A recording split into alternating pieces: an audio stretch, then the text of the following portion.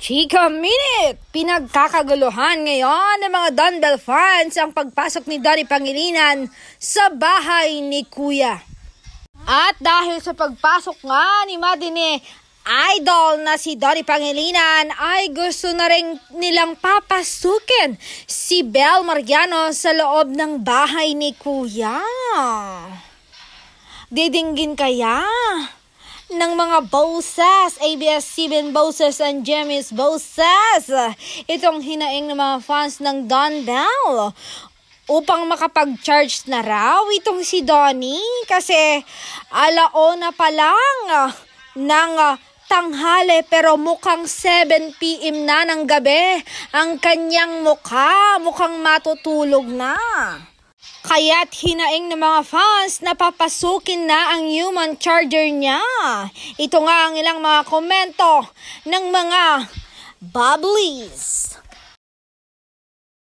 Sabi nga ni Cara, 30 seconds of Donnie rethinking his life choices. Charot, iniisip niya paano wake up call if I'm not a morning person. Sinong gigising sa akin? Si Kuya Ngex. Paano ko makaka-video call si Bel? Di ko makikita si Bel for how many days? Ha ha ha. Hirit naman ni Barely. Oh my God, telling me papasok din si Bel doon. Kuya, di kaya ni Donnie nang walang baby time, ha? Ay naman kay Juliana, Kuya, pakipasok na si Bel kasi walang magiging do si Donnie sa mga task. At ay naman kay SGDV Don Bell, ha ha ha, oo naman, subok na to, ilang taon na, diba Jenna?